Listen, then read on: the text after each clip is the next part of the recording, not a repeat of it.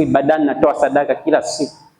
Na kuna muumini amekuja tu mara moja ameolewa, lakini mimi nimekaa miaka 7. Yaani kama vile anataka vile vitu anavyotoa anataka mdai, na hisi Mungu ana deni. Mungu hana deni na wewe.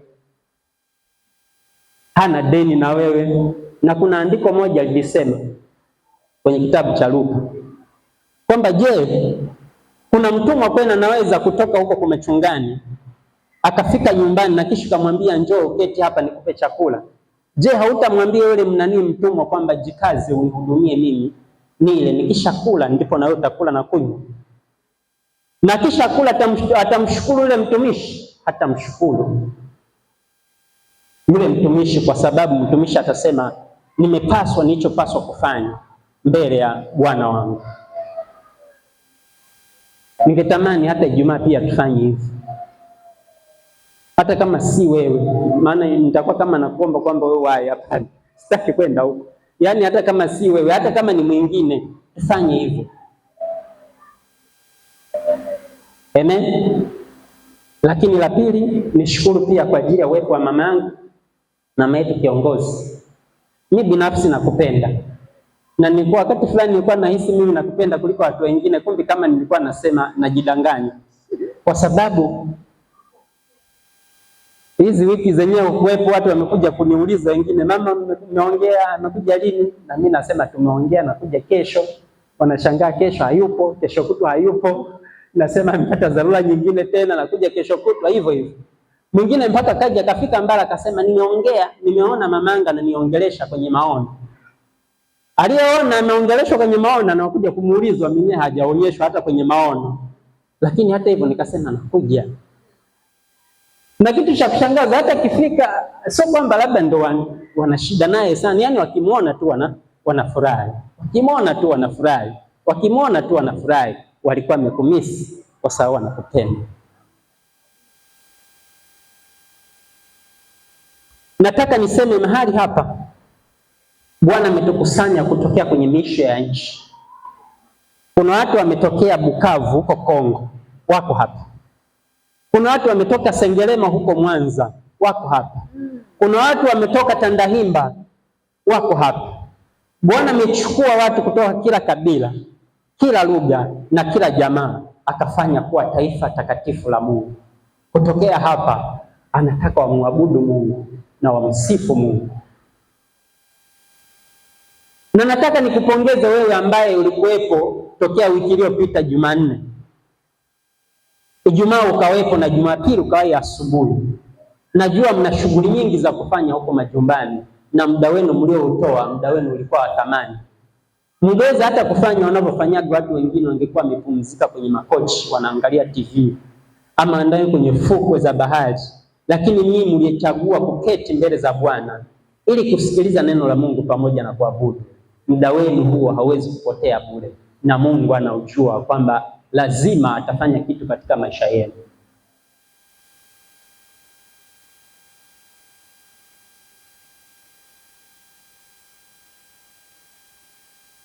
Nataka tusome maandiko matakatifu kutoka katika kitabu cha Ufunuo wa Yohana sura ya 9 na mstari wa sura ya 5, sura ya 9 na mstari, sura ya 5 na mstari wa 9. Ufunuo wa Yohana sura ya 5 na mstari wa 9. Ufunuo wa Yohana sura ya 5 na mstari wa 9.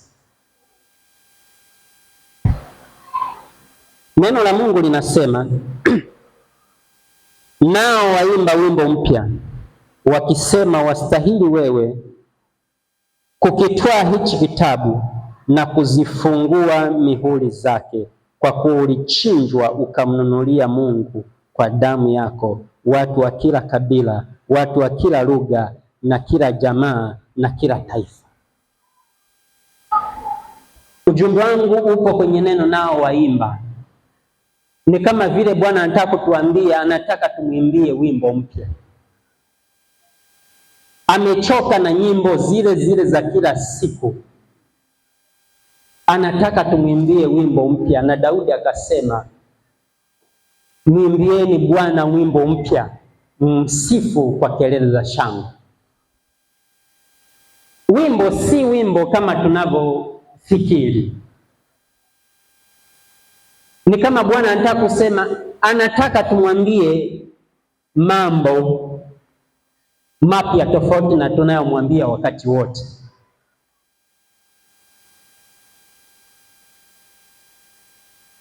Si kila wakati Bwana anataka kusikia ukilalamika kuhusu matatizo. Si kila wakati Bwana anataka kusikia ukiwatuhumu watu waliokukosea zamani. Si kila wakati Bwana anataka kusikia ukimwombea mtu fulani mabaya, hata kama huyu mtu amekutendea mabaya kiasi gani. Sisi hatupaswi kulipa uovu kwa uovu, bali tunalipa uovu kwa wema, kwa sababu sisi ni wema, sisi ni watakatifu. Mimi ni mtakatifu wa Bwana, wewe ni mtakatifu wa Bwana. Na wakati fulani tukiyasema mambo haya kuhusu utakatifu, tumekuwa kama tukiwakwaza watu. Ni kama wanaanza kuhisi kwamba sisi tunajipandisha sana. Lakini mimi nitasema kile Biblia itasema. Kama kuna neno Biblia itasema, basi na mimi nitasema, kwa sababu Mungu anasema mimi ni mtakatifu. Na si mtakatifu kwa sababu nafanya kila kitu kilicho sahihi. Nawezaje kufanya kila kitu kilicho sahihi katika dunia iliyochafuka namna hii? Ili uwe mtakatifu, Biblia inasema lazima uwe msafi kwenye matendo, uwe msafi katika maneno yako, na uwe msafi katika mawazo yako. Je, inawezekanaje kuwa msafi katika mambo ya namna hii? Wakati fulani, hata leo asubuhi, nimeamka kichwani kwangu kuna mawazo ya kipumbavu mpaka mimi mwenyewe nikajishangaa. Nikasema, hiki kichwa ni cha shetani ama cha kwangu? Au shetani amenibadilishia hiki kichwa? Lakini kwa sisi nasema sisi ni watakatifu kwa sababu ya kazi iliyotendeka pale msalabani. Yeye alikufa maskini ili tuwe matajiri. Yeye alikufa kifo cha aibu ili sisi tupate heshima. Alipita pale msalabani, akabeba dhambi zetu, akabeba uovu wetu, akaupeleka msalabani. Aliupeleka kuonyesha mbele ya Baba yake kwamba hao watu hawana hatia tena, kwa sababu hatia yao nimeibeba mimi. Kwa hiyo jukumu langu mimi ni lipi? Ni kwenda mbele za Mungu kwamba Mungu, nimelisikia neno lako, nimelielewa, naomba unisamehe na unitakase. Nimefungua moyo wangu na kukaribisha ndani yangu kwa upya kabisa. Uondoe dhambi zangu kama mashariki na magharibi ilivyo mbali, na usizikumbuke tena. Nami sitakumbuka yale mambo uliyonisamehe. Sitakumbuka maisha yangu ya nyuma. Kuanzia sasa nataka kukuimbia wimbo mpya. Ya kale yamepita, tazama yamekuwa mapya. Ukishasema hivyo, kwa kuwa yeye hawezi kukaa mahali popote ambapo ni pachafu, inabidi kwanza aje kusafisha kwanza, afu ndiye aingie. Akishaingia, kuanzia hapo wewe ni mtakatifu. Hata kama watu wengine watasema wewe sio mtakatifu, haijalishi watasema nini, kwa sababu kile unachojua ndio cha muhimu kuliko wanachojua watu wengine. Kile unachofanya katika maisha yako ndio cha muhimu kuliko wanachotaka kufanya watu wengine. Na ikiwa watu wote duniani watakupinga katika kile unachofanya, lakini ikiwa unajua wewe unachofanya ni sahihi, utakuwa na furaha, utakuwa na amani, utapata ushindi.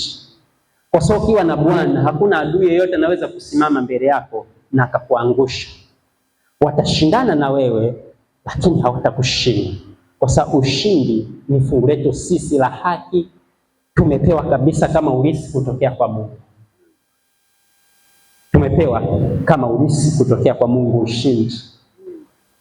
Vita vitakuwepo, mapigano yatakuwepo. Wakati fulani tapiga ngumi, lakini nanyanyuka tena. Kipindi cha nyuma nilikuwa napenda kuangalia ile michezo ya mieleka.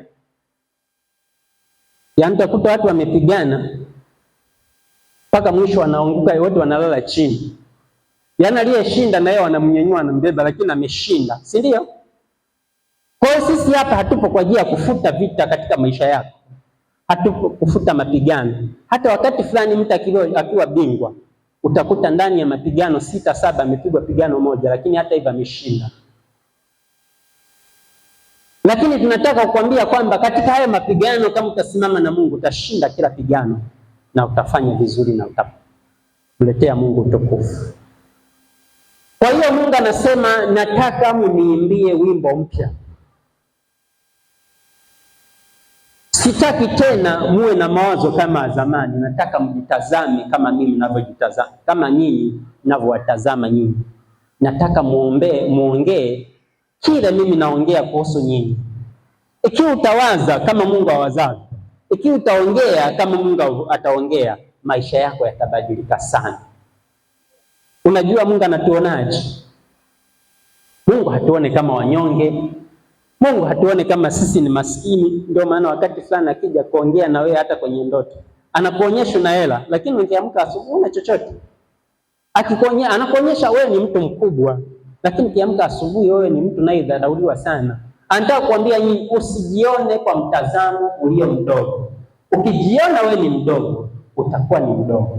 Ukijiona wewe ni mkubwa, utakuwa ni mkubwa. Hata kama huo ukubwa bado haujatokea, ni swala la muda tu, lakini muda ukifika, hakuna mtu atakayesimama mbele yako na kukuzuia. Alisimama mtumishi wa Mungu Jumapili, naye alikuwa na neema moja nzuri, na aliongea vitu vizuri. Akasema, kama unapata neema ya kushindana na mtu, sisi wengine hatupendi kushindana na watu, lakini kama unaona wewe una neema ya kushindana, kuna watu najua wana neema ya kushindana. Anaweza sio na vita, wengine mnaletewa vita za kuletewa, lakini yeye vita anazitafuta. Wengine mpaka msemwe, lakini yeye anatafuta watu wa kusemana nao. Si watu hao mnawajua huko mtaani mnao. Unaweza kuwa huna mtu wa kupigana na hutaki kupigana naye, lakini yeye anatafuta mtu wa kupigana naye. Sasa hao watu ndio wanawasema hapa, ikiwa una neema ya kushindana na watu, basi hakikisha mtu unayeshindana naye hana mkono wa Mungu juu yake. Kwa sababu kama ana mkono wa Mungu juu yake, huyo mtu huwezi kumshinda. Na mimi nataka kukwambia, kama unashindana na mtu mwenyewe huwezi kumshinda, kwa nini unashindana naye? Yaani wewe unashindana na mtu huwezi kumshinda, kwa nini unashindana naye? Hata kukimbia pia ni ushindi.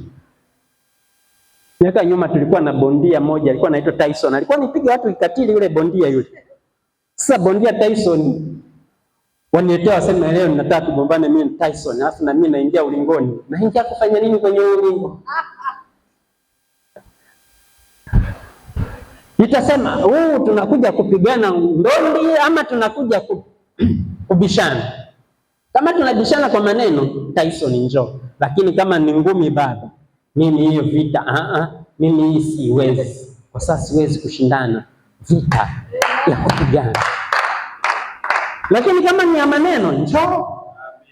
Naamua tu sasa hivi kwamba kwa sasa nipo, kuna grade fulani nataka kufika. Kuna watu wakiongea vitu na vipuuza, hata nacheka kwanza.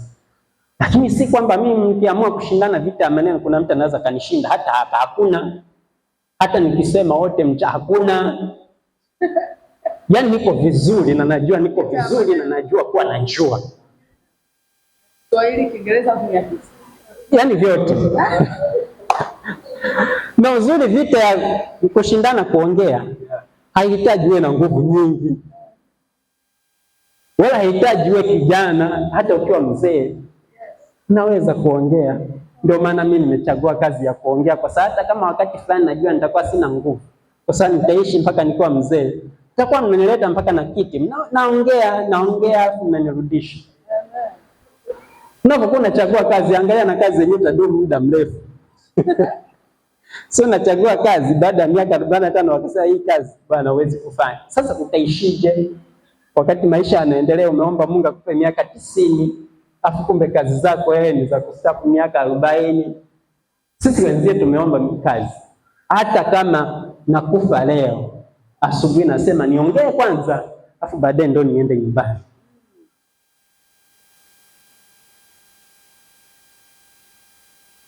Bwana, nataka tuimbie wimbo mpya, tuseme mambo mapya. Ukienda mbele za Bwana usiombe matatizo kwa njia ya matatizo, omba matatizo kwa njia ya jibu. Utapata jibu kutoka kwa Mungu. Yaani nasema kama wewe uko hapa unakisha unatazama Warumi 12, nasema mimi na kipawa na talanta, na ni vizuri kwa watu wenye vipawa na talanta kufanya kazi au kutumika katika kazi ya Mungu. Ni vizuri watimize wajibu wao. Ni hatari sana ukiwa na kipawa kama cha Jaden. Hapa naweka ni mfano, Jaden yeye ni mtu mzuri, alafu wakati wa kuabudu unatuachia sisi, ndio tutafanya, lakini Mungu anasema wewe Jaden kabisa, wewe unaachaje yule anaenda kuharibu kazi wakati wewe ulipaswa kufanya ile kazi?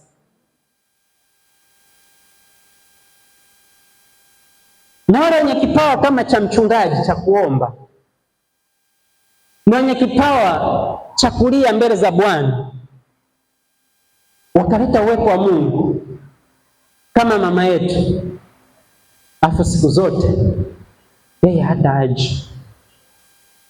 Mungu anasema wewe Kristina, wewe umesahau tulikotoka? Umesahau kwamba tulikuwa tunauza mandazi?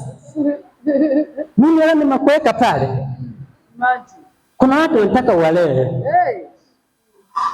na wakati wote wanataka kukaa chini yako. Ndio maana hata usipokuwepo bado wanakuulizia, kwa sababu matumaini yao umeyabeba. Lakini wewe mwenzetu, kwenye gari kabisa nimekupa na hela ya mafuta, afu hujaenda, na watu wako wanataka kukuona. Kwa nini umefanya hivyo? Wanataka nitafute mtu mwingine. Nikitafuta mtu mwingine utapata hasara sana, kwa sababu vyote ulivyovipata umevipata kwa sababu mimi nilikuwa pamoja na wewe. Kama mimi nisingekuwa pamoja nao usingepata kitu. Anakuonyesha na watu mlioanza nao shule za msingi, mliosoma nao sekondari, ambao walipambana kwenye maisha kuliko unapopambana wewe, lakini hawajapata chochote. Kuna watu inawezekana wanadhani eti hawana maisha mazuri kwa sababu hawapambani. Hapana. Kuna watu wanadhani wana maisha mazuri eti kwa sababu wanapambana. Hapana. Na mimi sitaki kusema usipambane, pambana, lakini usipambane peke yako. Kwenye mapambano hayo unaenda, hakikisha unaenda na Mungu, ili nguvu zikikuishia una mtu wa kukutia nguvu. Kwenye neema hii ulio nayo ya kubishana na watu, hakikisha unaenda na Mungu, ili mahali ukisahau mambo ya kumwambia adui, Roho Mtakatifu anakusemesha kwamba ulisahau hili tusi, hili ni tusi la maana. Japo sidhani kama Roho Mtakatifu anasemaga matusi, hiyo hawezi kusema, na uhakika hawezi kusema. Wakati fulani, wakati niko Mwanza, najua wakati naanza kazi ya utumishi natamani kumtetea hata Mungu. Tulikuwa tumetumwa na mtumishi mmoja kumnunulia vitambaa vya kupamba madhabahuni. Sasa wakati tumeingia kwenye hiyo duka, akasema mimi mwenyewe ni mtu wa kiroho. Sasa tukazani labda ni mtu wa kiroho, ni mtumishi. Kumbe kuna watu wa kiroho aina mbalimbali. Yaani kuna watu wa kiroho aina mbalimbali. Hata shetani pia wa kiroho. Ila yeye kiroho chake kiko upande mwingine. Ndio maana tukipigana vita ya kiroho tunapigana na shetani, kwa sababu yeye yuko rohoni pia. Sasa tukafurahi, tukasema kumbe ndio ni mtu wa kiroho. Sasa ndio. Wakati anachagua vitambaa, mtoto alishika kitambaa vibaya kikaanguka. Akamtukana na tusi kubwa. Alafu akasema watu, ilikuwa ni tusi kubwa. Kubwa. Pako unainama chini, yaani wewe ndio unaona aibu wakati hujalisema wewe. Akasema watumishi nisamee, lakini nafikiri hata Mungu anasemaga matusi. Akasema hamna. Kashika mpaka mguu, hamna. Mungu hasemagi matusi. Nitaka kumtetea Mungu. Akasema lakini hata hivyo anawapenda wanaotokana matusi. Akasema hiyo sahihi, nawapenda hata wewe bado nakupenda. Si ndio? Kwa hiyo Ikiwa kunajua kuna kitu alichoweka Mungu na amekuleta hapa, hajakuleta hapa ili usikilize, anataka ukifanyie kazi hapa. Ukifika muda hata kama hujafika muda, tangulia, njoo hapa, na kile utafanya hivi, utatii neno lake. Mungu yeye ni mwaminifu, atagusa kazi zote unazofanya huko, hata kama unafanya masaa mawili. Ile kwenye Torati 28 Mungu anasema kabisa, anatamka baraka, anaanza na neno, ikiwa utasikia na kuitii sauti yangu, kwamba uende mahali ninapokutuma kwa wakati, utabarikiwa mjini, utabarikiwa na mashambani, atabariki kazi za mikono yako na kapu la kukandia unga. Sasa kama huna kapu, wewe si mwanamke upike ugali, anabariki mfuko wako. Usifikiri wewe amekusahau, hajasahau mtu, anabariki mfuko wako. Lakini kama hutafanya, nasema laana hizi zitakukuta na kukupata. Mungu huwezi kufanya kazi yake kwa uaminifu akakusahau kutendea kitu. Na kama unayasikia maneno haya, yashike. Jumapili tukija hapa, kama ataenda kufanyia kitu kuanzia leo, kesho, kesho kutwa, Jumapili lete na fungu la 10 kwa Mungu. Usiibe hela ya Mungu, usiibe hela za Mungu, hata kama ni 100 ilete. Hata kama unaogopa kuileta kwamba atasema ni ndogo, zikusanye basi, au itume hata kwa simu. Kutuma kwa simu sio hata 1000 na tu. Tuma, ilete. Njoo hapa kama una kipawa cha kurukaruka, hata kama hujui kuimba na sauti nzuri cha kurukaruka, njoo urukeruke tu. Si tutajua kwamba huyu naye kapewa cha namna hii cha kurukaruka.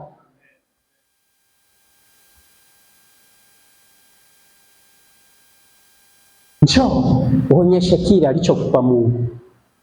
Na kama na kipawa cha kumshawishi mtu kumtoa huko nyumbani, kumleta hapa, wewe fanye hiyo kazi tu. Jumapili ukija, Ijumaa ukija, nenda kumshawishi na mtu mwingine, mje naye wawili. Huwezi jua miujiza mingine tunaipata kwa kuitengeneza sisi wenyewe. Mtu naye mtendea kitu leo, ujue huwezi jua miaka 2, miaka 3 atakuwa nani. Anaweza miaka 3 kukuta mahali ambapo huna namna, naye akakuvusha. Na usiangalie yukoje, ana hali gani kiuchumi, kwa sababu mwingine kukusaidia sio lazima akupe fedha. Anaweza kusemea kaneno tu kwa mtu kakakusaidia.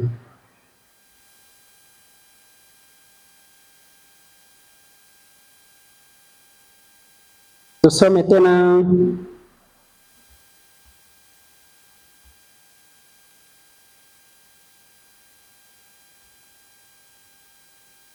mama, si utakuja hapa kuongea kidogo na watu. Nitakuna nani? Kuna nili nani? Kuna sehemu nilikuwa nimepata mwaliko, najua. Na mimi nimezoea kwamba nikihubiri kidogo, mama nakuja kumaliza. Yaani waje kimaliza, tuna combination nzuri, kama tuna timu nzuri, tuna timu bora, timu ya ushindi. Sasa nikawaza, nikasema mimi mama sipokuwepo ni kama vile matairi ya mbele, matairi ya nyuma yanakuwa. Nitafanyaje? Na wakati haupo, nilipata muda wa kuhubiri hapo, wakasema hamna kuomba, hamna kuja kumalizia mtu, namaliza mwenyewe. Mungu wangu, ni mjaribu kubwa. Lakini nashukuru Mungu ambaye anatafutia aibu yetu, si ndio? Sijui hata kama nilikuwa naongea vitu gani, lakini niko natoka muda sasa. Nimebarikiwa. Wamebarikiwaje? Kwa sababu kitu tunachokisema lazima kianze kubariki wewe, ndio kumbariki na mwingine. Lakini mimi hakunibariki. Lakini mimi kama nimebarikiwaje? Sasa basi Mungu ni wa ajabu. Lakini nashukuru leo Pati na merudi. biashara yetu inaendelea kama zamani, haina kulala, tunaendelea. Tusome, nataka nimalize tu ile neno alafu nimkaribishe, kwa sababu ana mengi ya kuongea. Huko alikoenda amekutana mambo. Sasa kienda anabeba mama, anawabebea watoto na kuja. Na wakati fulani tuahidi kwamba jamani, kukaa hapa muda mwingine. Sio kwamba ninapoenda kutembea huko siendi kutembea tu bure. Yeye anatembea, kuna neema naikuta ambao najua hapa inaweza kuja kutusaidia. Na kweli wao inatusaidia. Nyinyi hamjawahi kubarikiwa? Kama hamjawahi kubarikiwa, shaurieni. Tutakuwa tunachukua baraka zenu kila siku, mnatushangaa na mambo yenu yanazidi kuwa vizuri ya kwetu. Mnasema hawa tulikuwa nao hawa, lakini sasa hivi wanapanda, wanatuacha na tutawaacha. Amen. Tena kama mimi sasa hivi nitaacha watu hapa. Kwa sababu nimepanga ratiba kwamba kama ni kanisani nahakikisha nakuwa wa kwanza. Yaani ikitokea nimekuwa wa pili nasikitika sana. Yaani naumia sana. Labda huko njiani kwa kuna shida. Kuna foreni, kwa sababu natokea mbali. Lakini wa kwanza nikichelewa sana basi ni wa pili. Sasa mtu wa namna hii anashindwa kuinuliwa na Mungu. Na nyewe wenyewe mtakuwa mnaona wakati fulani hatusemi kila kitu. Hatusemi siri zote. Nisome ile andiko la mwisho alafu nimkaribishe mama yenu na mama yangu pia.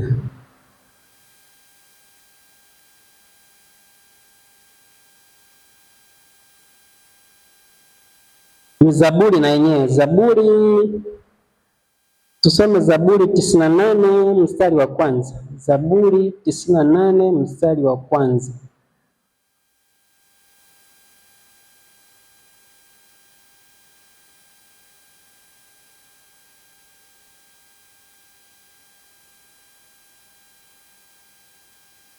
Zaburi 98 mstari wa kwanza anasema, mwimbieni Bwana wimbo mpya, kwa maana Bwana ametenda mambo ya ajabu. Naishia tu hapo. Mwimbieni Bwana wimbo mpya, kwa maana Bwana ametenda mambo ya ajabu. Mimi huwa nashangaa kuna watu hawamwamini Mungu. Na huwa najiuliza kwa nini wanashindwa kumwamini Mungu? Kwa sababu kumwamini Mungu, kuamini Mungu ni rahisi kuliko kuwa mkana Mungu. Yaani unaweza kumwamini Mungu hata kama usipohubiriwa. Mimi nikiendaga kule Kilimanjaro nikiangalia yule mlima na mlivyoenda juu, naona kazi za Mungu na naona Mungu anaongea. Nikienda kule Mwanza nikitazama lile ziwa Victoria lilivyo, ninapoenda mbali namuona Mungu kupitia ziwa.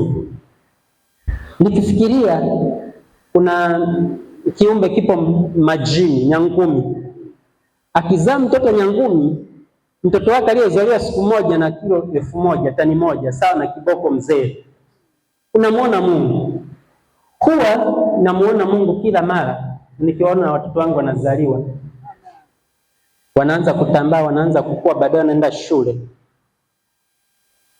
Huwa namuona Mungu mimea yote inapokuwa imekauka wakati wa jua kali, afu mwezi wa 11 inaanza kuchipua. Sema huyu ni Mungu. Huwa namuona Mungu wakati naanza mwaka. Na sasa hivi tuko katikati, mambo ni magumu. Najua si kwa kila mtu mambo ni magumu. Mpaka tazani kama mwezi wa 8 wa 9 hawezi kufika, lakini mwisho wa mwaka tunafika na tunasherehekea mwaka kwa kishindo na tuna shuhuda nyingi.